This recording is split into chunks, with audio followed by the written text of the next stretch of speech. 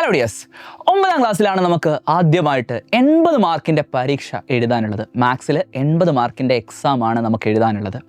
അതിൽ തന്നെ 4 ചാപ്റ്ററിൽ നിന്നാണ് പ്രധാനമായിട്ടും ക്വസ്റ്റ്യൻസ് നമുക്ക് പ്രതീക്ഷിക്കാൻ സാധിക്കുന്നത്. അതായത് ആദ്യത്തെ ചാപ്റ്റർ ആയിട്ടുള്ള പെയർ ഓഫ് ഇക്വേഷൻസ്, രണ്ടാമത്തെ ചാപ്റ്റർ ആയിട്ടുള്ള ന്യൂ നമ്പേഴ്സ്, മൂന്നാമത്തെ ചാപ്റ്റർ ആയിട്ടുള്ള പാരലൽ ലൈൻസ്, അതുപോലെ തന്നെ 4ാമത്തെ ചാപ്റ്റർ ആയിട്ടുള്ള മൾട്ടിപ്ലിക്കേറ്റീവ് ഐഡൻറ്റിറ്റീസ് എന്ന് പറയുന്ന 4 ചാപ്റ്റേഴ്സ് നിന്നാണ് ഏറ്റവും കൂടുതൽ ക്വസ്റ്റ്യൻസ് നമ്മളുടെ എക്സാമിന് എക്സ്പെക്റ്റ് ചെയ്യുന്നത്. അതോടൊപ്പം തന്നെ 5ാമത്തെ ചാപ്റ്റർ ആയിട്ടുള്ള ഇറാഷണൽ മൾട്ടിപ്ലിക്കേഷൻ്റെ തുടക്ക ഭാഗത്ത് നിന്നും നമുക്ക് ചോദ്യങ്ങൾ ഉണ്ടാവാൻ സാധ്യതയുണ്ട്. അതുകൊണ്ട് തന്നെ നമ്മൾ ഈ ചാപ്റ്ററുകളെല്ലാം തന്നെ കൃത്യമായിട്ട് പഠിച്ചിട്ട് വേണം നമ്മുടെ എക്സാമിന് പോകാനായിട്ട്. നമ്മളുടെ മുന്നിൽ ഇനി വെറും 1 മാസം മാത്രമാണ് സമയമുള്ളത്. അപ്പോൾ ഓണ എക്സാമിൻ്റെ ഒരു പ്രത്യേകത എന്താണെന്ന് വെച്ചാൽ ചാപ്റ്ററുകളുടെ എണ്ണം കുറവായതുകൊണ്ട് തന്നെ ഓരോ ചാപ്റ്ററിൽ നിന്നും കൂടുതൽ ക്വസ്റ്റ്യൻസ് വരുന്നതായിരിക്കും. അതായത് ഓരോ ചാപ്റ്ററിൻ്റെയും എല്ലാ ടോപ്പിക്കുകളിൽ നിന്നും നമുക്ക് ക്വസ്റ്റ്യൻസ് എക്സ്പെക്റ്റ് ചെയ്യാൻ സാധിക്കും.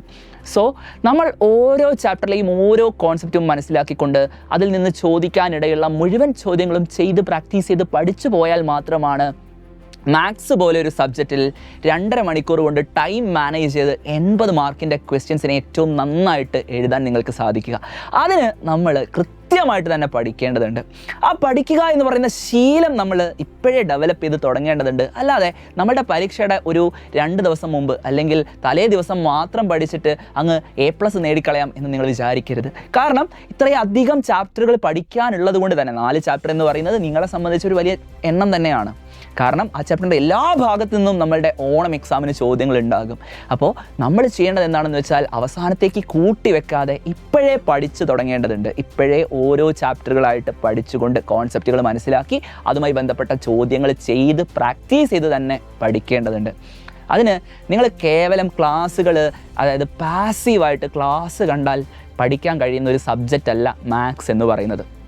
അതായത് നമ്മളിപ്പോൾ ഒരു സിനിമയൊക്കെ കാണുന്നത് പോലെ വീട്ടിലെ സോഫയിൽ കിടന്നിട്ട് ക്ലാസ് കണ്ടതുകൊണ്ട് മാത്രം നമുക്കിത് പഠിക്കാൻ പറ്റില്ല. നീന്തൽ പഠിക്കുന്നത് പോലെ നമ്മൾ കുളത്തിലിറങ്ങി നീന്തേണ്ടതുണ്ട്. അതായത് ചെയ്ത് പ്രാക്ടീസ് ചെയ്താൽ മാത്രമാണ് മാത്സിലെ ക്വസ്റ്റ്യൻസിനെ കൃത്യമായി ടൈം മാനേജ് ചെയ്തുകൊണ്ട് നിങ്ങൾക്ക് ചെയ്യാൻ സാധിക്കുക.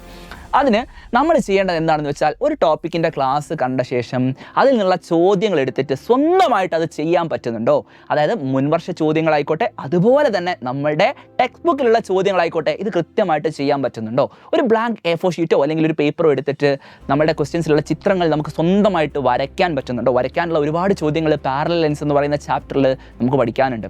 അതുപോലെ തന്നെ ന്യൂ നമ്പേഴ്സിലും ചെറുതായിട്ട് വരയ്ക്കാനുള്ള ക്വസ്റ്റ്യൻസ് വരാറുണ്ട്. അപ്പോൾ ഈ ക്വസ്റ്റ്യൻസിനെ നമ്മൾ അപ്രോച്ച് ചെയ്യേണ്ടത് എങ്ങനെയാണെന്ന് വെച്ചാൽ ചെയ്ത് പ്രാക്ടീസിലൂടെ തന്നെ അത് പഠിക്കുക എന്നുള്ളതാണ് മാത്സ് പഠിക്കാനുള്ള ഏറ്റവും നല്ല മെത്തേഡ് എന്ന് പറയുന്നത്.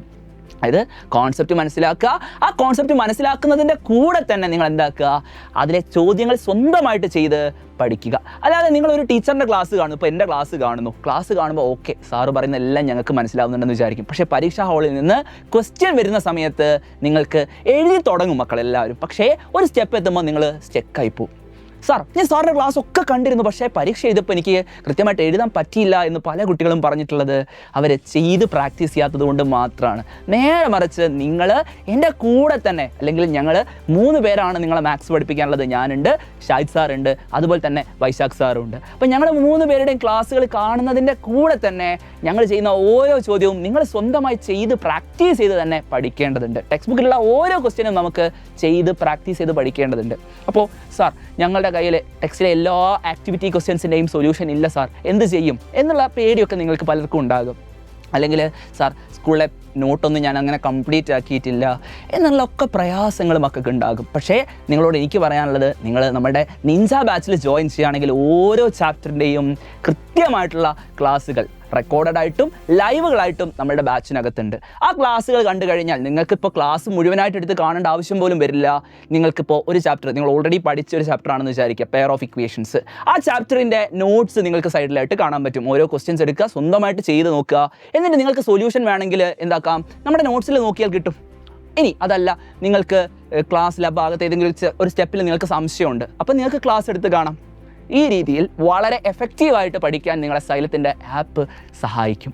അതുകൊണ്ടാണ് നിങ്ങളോട് എല്ലാവരും പറയുന്നത് നിഞ്ച ബാച്ചിൽ എത്രയും പെട്ടെന്ന് തന്നെ അഡ്മിഷൻ എടുക്കുക. അപ്പോൾ ഏറ്റവും ബെസ്റ്റ് ടീച്ചേഴ്സിൻ്റെ ക്ലാസ് നിങ്ങൾക്ക് കിട്ടുന്നതായിരിക്കും. ആ ക്ലാസ്സിൻ്റെ സപ്പോർട്ടോടു കൂടി നിങ്ങൾ ഇതുവരെ ഒരു ബാക്ക് ബെഞ്ചർ ആയിരിക്കാം, ക്ലാസ്സിലെ ഏവറേജ് സ്റ്റുഡൻ്റ് ആയിരിക്കാം, അതുമല്ലെങ്കിൽ മാത്സിൽ ഒരു D+ പോലും നേടാൻ കഴിയാതെ അല്ലേ, നമ്മുടെ മാർക്ക് ചിലപ്പം 80 അല്ലെങ്കിൽ 40 വെറും 8 മാർക്കോ 9 മാർക്കോ മാത്രം വാങ്ങിയിട്ടുള്ള കുട്ടികളായിരിക്കാം 8ാം ക്ലാസ് വരെ. പക്ഷേ ഞാൻ നിങ്ങളോട് പറയുന്നു, ഇപ്പോഴേ നിങ്ങൾ പഠിച്ചു തുടങ്ങാൻ, ഞങ്ങളുടെ കൂടെ വരാൻ നിങ്ങൾ തയ്യാറായിട്ടുണ്ടെങ്കിൽ ഓണം എക്സാം 1 മാസം അകലെയാണ്.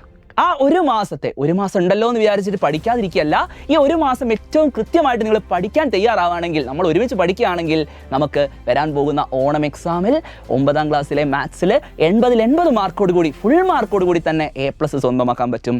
അതിന് നിങ്ങൾ പെട്ടെന്ന് തന്നെ സൈലത്തിൻ്റെ നിഞ്ച ബാച്ചിൽ ജോയിൻ ചെയ്യുക. നിഞ്ച ബാച്ചിൽ ജോയിൻ ചെയ്യാനായിട്ട് താഴെ കാണുന്ന നമ്പറിൽ വിളിക്കുക. എന്നിട്ട് നമുക്ക് ഒരുമിച്ച് പഠിക്കേണ്ടതുണ്ട്. അപ്പോൾ ഏറ്റവും അടിപൊളിയായിട്ട് ഞാൻ ഈ പറഞ്ഞ മെത്തേഡ് ഫോളോ ചെയ്തുകൊണ്ട് നിങ്ങൾ പഠിച്ചു നോക്കിയാൽ നിങ്ങൾക്ക് അതിൻ്റെ റിസൾട്ട് കിട്ടുമെന്ന് തന്നെയാണ് പറയാനുള്ളത്. നിങ്ങൾ ബാച്ചിൽ ജോയിൻ ചെയ്തിട്ട് നമുക്ക് ബാച്ചിലെ ക്ലാസ്സിൽ വെച്ച് കാണാമെന്ന് പറഞ്ഞുകൊണ്ട് ഞാൻ പോകുന്നു. ബൈ.